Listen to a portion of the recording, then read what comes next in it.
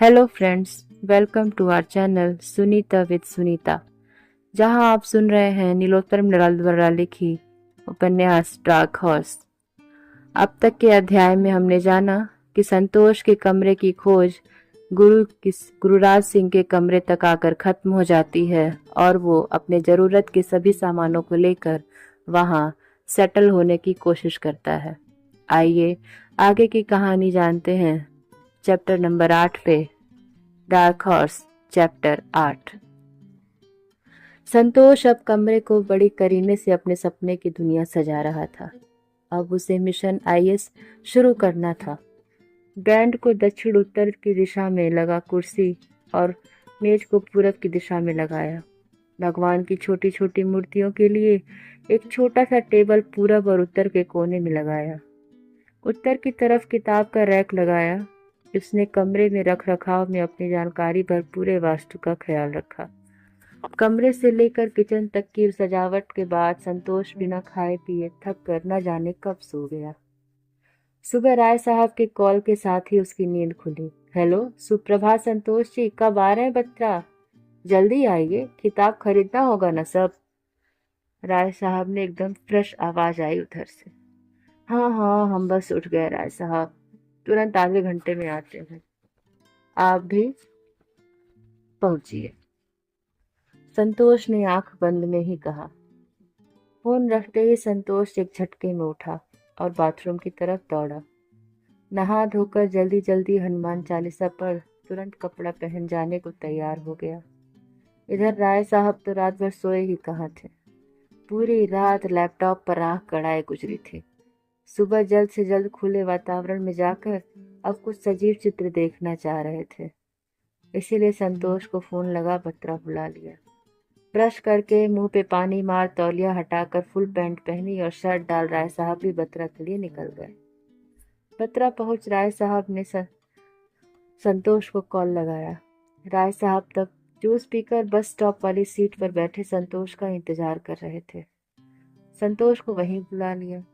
दोनों किताब की दुकान पर चले। दुकान पहुंचते ही राय साहब ने संतोष को पीछे किया और अपने पर्स से एक पर्ची निकाला। यह किताबों की लिस्ट थी जो राय साहब ने अपने अनुभव और जानकारी से तैयार की थी। इस पुर्जे में मुखर्जी नगर के सारे अनुभवी शिक्षकों और संस्थानों के द्वारा सुझाई गई पतली मोटी किताबों के नाम अंकित थे। राय साहब ने इस पुर्जे से न जाने कितने विद्यार्थियों के कमरों को किताबों से भरवाया था। आज संतोष की बारी थी। सीनियर होने और यहाँ मुखर्जी नगर में 5-6 सालों से लगातार रहने का दायित्व बोध इतना था कि राय साहब के पास सामान्य अध्ययन समेत सभी प्रमुख विषयों की किताबों की लिस्ट थी। यद्यपि उनके अपने विषय हिंदी एवं साहित्य थे। आप विषय क्या रखिएगा, कुछ सोचे हैं संतोष जी? राय साहब ने एकदम गंभीर भाव से पूछा। इतिहास से बीए हूँ, वही रख लेंगे एक तो, दूसरा आप ही मार्गदर्शन कर दीजिए, संतोष ने बड़े संयम और साफ मन से कहा। चलिए तब फिर दूसरा हिंदी साहित्य रख लीजिए। हाल में इसका अच्छा अंक रहा है। काफी लोग सेलेक्ट हो रहे हैं इतिहास और हिंदी साहित्य के कॉम्बिनेशन से। राय साहब ने एक एलआईसी एजेंट की भांति पॉलिसी समझाने जैसा कहा। हमारे एक परिचित एक बार समाज शास्त्र से मेंस दिए थे।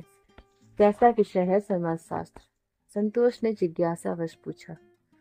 विषय तो सारे ठीक हैं, आप अपनी रुचि देख लीजिएगा। हिंदी साहित्य का सिलेबस छोटा है, अंकदायी विषय है, अच्छे टीचर भी हैं यहाँ, और इसके और सबसे बड़ी बात है कि हमारा विषय भी हिंदी विषय है। सो कोई भी समस्या होगी तो आपको एक सपोर्ट मिल जाएगा। जितने लड़कों को हिंदी पढ़ाया हूँ, आज सबके सब बहुत सहज है हिंदी में। बस पीटी हो जाए तो फिर देखिए सबको अच्छे नंबर आएंगे हिंदी में। राय साहब ने अपने विषय की पुरजोर वकालत की। अच्छा राय साहब, अभी तो इतिहास और सामान्य अध्ययन की किताब दिलवा दीजिए, दूसरा विषय थोड़ा समय लेके सोच लेंगे। संतोष ने खुद को तत्काल विषय के चयन के ऊहापोह से निकालते हुए कहा। जैसी आपकी इच्छा भाई, हम तो जो विषय कहिएगा उसी में आपको हेल्प कर देंगे। आइए पहले ले लें आपका किताब सब। राय साहब ने अपने सर्व विषय पारंगत होने की जानकारी देते हुए शेल्फ से एक किताब निकालते हुए कहा। राय साहब एक के बाद एक रंग बिरंगी हर साइज की कई किताबें चुन चुनकर साइड में रखे जा रहे थे। किताबों का चयन बड़ी निर्ममता से बिना मूल्य देखे करते जा रहे थे। सबसे पहले तो 30 से अधिक किताब कक्षा 6 से 12 तक की एनसीईआरटी के अलग करके रख दिए थे। उसके बाद अन्य किताबें और साथ में इंडिया ईयरबुक के साथ 4 पत्रिकाएं भी। संतोष चुपचाप राय साहब के द्वारा दी जा रही किताबों का ढेर लगाया जा रहा था। उधर दुकानदार एक तरफ से कैलकुलेटर पर खुट खुट करके मूल्य अंकित किए जा रहा था। संतोष ने देखा कि अब तक 2200 रुपए से अधिक की किताब जमा हो गई और उधर राय साहब की नजर निष्ठुर भाव से और भी किताबें ढूंढ रही थी। संतोष कुछ नानुकुर भी नहीं कर सकता था। जरा सी ना उसे तैयारी के प्रति अगंभीर साबित कर सकती थी।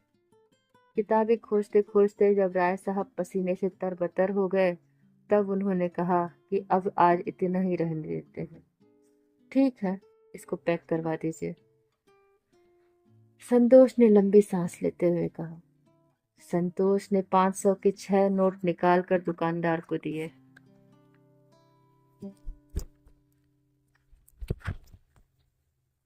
कुल 2730 रुपए का बिल बना। सारी किताबों को एक बड़े कार्टन में पैक करके बांध दिया गया। संतोष को अब जाकर मनोहर का ख्याल आया। सोचा अगर थोड़ी देर पहले बुला लेता तो शायद यह कार्टन थोड़ा हल्का भी हो सकता था। उसने मनोहर को फोन लगाया। मनोहर भी तैयार बैठा था। ओहो हो, हमारे आने से पहले ही आप लोग बियर का कार्टन खरीद लिए का राय साहब? मनोहर ने आते ही कार्टन देखकर कहा। वाह मनोहर जी, जाकी रही भावना जैसी, प्रभु मूरत तिन्ह देखिए तैसी। राय साहब ने बिना अवसर गंवाए कहा। बियर नहीं राय साहब, राय साहब की लिस्ट से खरीदे हैं किताब। संतोष ने हंसी और दर्द के मिक्स भाव से कहा। मनोहर एक पल के लिए झेपा, पर उसने तुरंत पलटवार करते हुए राय साहब की तरफ देखा। क्या बात है राय साहब, आंख बड़ा लाल लाल लग रहा है, रात भर जगे हैं का? मनोहर ने मुस्कुराते हुए कहा। हाँ, थोड़ा लेट सोए थे। राय साहब ने बिना चेहरे पे कोई भाव लाए कहा। रात भर खूब पढ़े हैं लगता है, मनोहर ने व्यंग में कहा। संतोष समझ चुका था कि अब बात सीडी और फिल्म पर जा सकती है और मामला फिर आदर्श और नैतिकता जैसे महान मुद्दों की तरफ मुड़ सकता है। राय साहब भी आहत हो सकते हैं। आज शाम संतोष का कमरा लेकर सेट होने की पार्टी थी। सुबह इस उत्सव में कोई खटपट नहीं चाहता था। महाराज, शाम के लिए क्या क्या लेना है, जल्दी बोलिए, संतोष ने बीच में टोकते हुए कहा। आप वेज हैं कि नॉन वेज, ये बताइए, मनोहर ने संतोष से किया सवाल। हम तो शाकाहारी हैं मनोहर जी, संतोष ने कहा। चलिए फिर तब आधा किलो ही चिकन लेते हैं, आधा किलो पनीर ले लेते हैं, आपके और गुरु भाई के लिए, वो भी शाकाहारी हैं, मनोहर ने संतोष से कहा। हम भी चिकन कम ही खाएंगे भाई, राय साहब ने कहा। ठीक है, आप दरुआ तो पीजिएगा ना, बता दीजिए, उसी हिसाब से लेना होगा। आदर्श मत पी लिए अभी, रात को घट जाएगा तो मूड खराब हो जाएगा, पूरा बता देते हैं, मनोहर ने पूरा चिढ़ते हुए कहा। आप अपने मन से ले लीजिए जितना लेना है, दारू सड़ता नहीं है, समझे आप? एक बोतल ज्यादा ले ही लीजिएगा, आप और गुरु भाई के रहते दारू बर्बाद नहीं हो जाएगा मनोहर जी, राय साहब ने एक सांस में कह दिया। राय साहब ने एकदम किसी मजे हुए वैश्विक नेता की भांति बिल्कुल कूटनीतिक भाषा में बोलते हुए अपनी स्वीकृति दे दी थी। वे भी नहीं चाहते थे कि रात को अगर पीने की जोरदार इच्छा हुई और दारू घट जाए तो बेहद खराब लगे। वैसे भी अब वे संतोष के सामने धीरे धीरे खुलने ही लगे थे। उन्हें यह भी लग रहा था कि मनोहर ने तो उन्हें कई कारनामों के बारे में बताया ही होगा संतोष को, और अब संतोष भी गुरु के फ्लैट में है तो वहां भी कभी कभार चर्चा निकल ही पड़ेगी। इससे अच्छा है कि ज्यादा आदर्श की जगह थोड़ा प्रासंगिक दिखाकर अपना प्रभाव बनाए रखे। पनीर, चिकन, नमकीन, चिप्स आदि के साथ तेल, मसाला, सलाद के आइटम खरीद सारा सामान संतोष को देकर ऑटो पे बिठा दिया राय साहब ने। अब शाम को आते हैं, चले थोड़ा दिन में कुछ करंट के टॉपिक का नोट्स बनाना है, राय साहब ने चलते चलते तैयारी बम पटक दिया। मनोहर जी आप कब आएंगे, संतोष ने पूछा। हम भी आते हैं शाम में, अभी तो आप ही बुलाए हैं तो आ गए। एक मित्र को समय दिए हैं, अभी मिलकर 5 बजे तक पहुंच जाएंगे। ये बियर वाला कार्टन और दारू वाला बोतल थोड़ा ठीक से ले जाइएगा, मनोहर ने ध्यान दिलाते हुए कहा। जाते जाते ऑटो वाले को 50 रुपए का नोट देकर मनोहर ने अपनी ओर से दे दिया। अरे ये क्या कर रहे हैं मनोहर भाई, संतोष ने हाथ पकड़ते हुए कहा। रहने दीजिए, कोई औपचारिकता थोड़े है, आप इतना खर्च कर रहे हैं, कहाँ रोके। अब चेंज था तो दे दिया। प्लीज अच्छे से पकड़े रहिएगा, ये कांच है, देखिएगा थोड़ा, मनोहर ने हाथ हिलाते हुए कहा। ऑटो चल दिया। संतोष पूर्णतः वैष्णव था, न कभी शराब पी थी, न मांस मछली छुआ था। अभी संतोष के अंदर का द्वंद देखने लायक था। मुंह उससे भी ज्यादा दर्शनीय। किताबों के कार्टन को ऑटो में पीछे धकेल कर रख दिया था और बियर दारू भरे कार्टन को गोद में लिए बैठा था कि कहीं कांच फूट न जाए। दिल्ली आने का मूल उद्देश्य अनजाने में ही पीछे हो गया। दाहिने हाथ में पनीर सलाद का सामान तेल मसाला झुलाए हुए था और बाएं हाथ में चिकन की काली पॉलिथीन। चिकन हाथ में लिए उसे ऐसा महसूस हो रहा था जैसे किसी लाश के टुकड़े टुकड़े करके ले जाया जा रहा हो। दोनों जांघों के बीच रखे दारू बियर के भरे कार्टन और हाथ में चिकन की पॉलिथीन उसके शरीर में अजीब सी सिरहन पैदा कर रहे थे। उसे अचानक 10 साल पहले का अपने नए घर में बने गृह प्रवेश याद आया। किस तरह भयंकर पूजा पाठ और मंत्रोच्चारण के बीच गौ माता के साथ प्रवेश किया था उसके माता पिता ने घर में। आज संतोष का दिल्ली में अपने कमरे के प्रवेश का ये दिन था। दारू मुर्गा बियर, यही सब सोचे जा रहा था संतोष। फिर संतोष मन ही मन अपने समर्थन में तर्क गढ़ने लगा। उसने खुद को समझाया कि यह दिल्ली है और हम सिविल की तैयारी करने वाले छात्र हैं। हमारा धर्म पढ़ना है, न कि हिंदू मुस्लिम या ईसाई। ये कर्म कांड और पाखंड ने ही तो बेड़ा गर्क किया है। क्या खाने और पीने से कुछ होता है, बस मन साफ होना चाहिए। ऊपर से मैं तो मांस खाता या शराब पीता भी तो नहीं हूँ। दूसरों को खुशी देना सबसे बड़ा धर्म है और मैं अगर चिकन खिलाकर दारू पिलाकर 3 लोग को खुश कर ही रहा हूँ तो यही तो मेरा मानव सेवा एवं मानव धर्म है। संतोष तब तक कमरे पर पहुंच चुका था। मन में द्वंद जारी था। सोचा गुरु से शेयर करूं, पर फिर सोचा अभी पहले पहल अपनी तरह की पिछड़ेपन की बात कर शर्मिंदा करने से क्या फायदा। दारू पीकर मांस खाकर भी तो राय साहब ने मेंस दिया है, भारी पियक्कड़ गुरु ने भी इंटरव्यू दिया है। यह सब चलता रहा संतोष के मन में।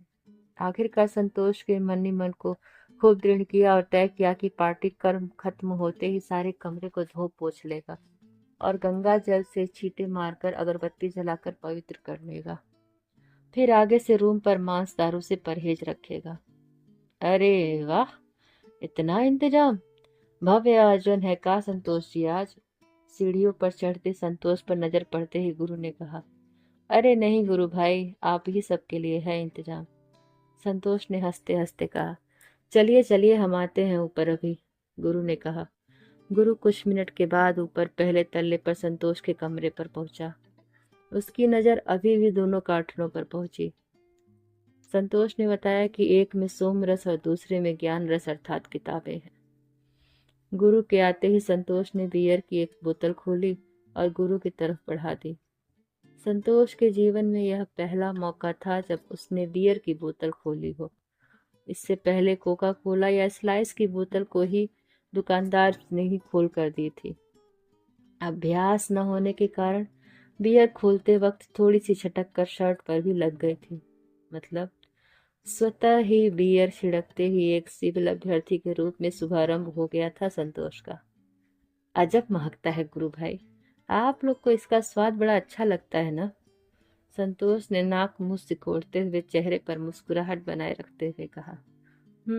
लो, कभी पिए नहीं हो का, गुरु ने अचरज से पूछा। आप पीने को कहते हैं, हम कभी हाथ भी नहीं लगाए हैं और आज हाथ टांग और दोनों ओर से दबोचे गोदी में भर के लाए हैं बियर और दारू, संतोष ने हंसते हुए कहा। सुनकर गुरु को लगा जैसे गटकी हुई बीहर बाहर उगल दे। उसे समझ नहीं आ रहा था कि वह संतोष की इस बलिदानी दिलेर मेजबानी पर गर्व महसूस करे या उसकी बेवकूफी पर अफसोस करे।